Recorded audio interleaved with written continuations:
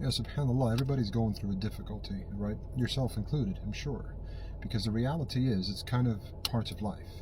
And those difficulties can manifest themselves in different ways. It could be something financial, it could be something spiritual, it could be something with your friends, something at work, it doesn't matter.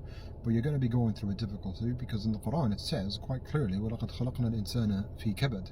And indeed we have created mankind in a constant state of difficulty. So the default is to be in difficulty, to not really enjoy this dunya. I mean, there are elements of it that we can enjoy, of course, and there are good times and there are seemingly bad times, and I say seemingly because the reality is, Allah also says in the Quran, وَمَا يَفْعَلُ اللَّهُ بِعَذَابِكُمْ, and what will Allah benefit or gain out of punishing you? Because sometimes we look at these difficulties and we think to ourselves, why is Allah punishing me? Why am I going through this? I mean, I'm a good guy or a good person, a good lady, whatever the case is, and I'm trying to be pious and I'm trying to pray and do all the good things, but yet I'm still not able to be content. And there's a difference between contentment and happiness. But you see, the reality is, in a very short surah in the Quran, there's a beautiful verse. It's so profound that most of us already know, but I'm not sure if we've actually contemplated it enough to actually internalize the concepts that it teaches. And that verse says, إِنَّ مَعَ الْعُسْرِ يُسْرًا. Indeed, with difficulty comes ease. Now here's what's interesting. Allah in His infinite wisdom did not say after difficulty comes ease. He said with difficulty comes ease, as if it's a part of a package. As if for you to get to the ease, you must go through the difficulty.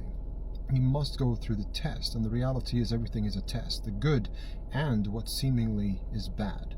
Because we are trying to get rewarded for our patience, and we are trying to get rewarded for our gratitude, because there's a hadith that says عَجِبَ أَمْرُ الْمُؤْمِنِ إِذَا أَصَابَهُ خَيْرٌ حَمِدَ وَشَكَرَ فَكَانَ خَيْرًا لَهُ وَإِذَا أَصَابَهُ شَرٌّ فَصَبَرَ فَكَانَ خَيْرًا لَهُ. Amazing is the affairs of the believer. If something good were to happen to him, then he is grateful, and that is good for him.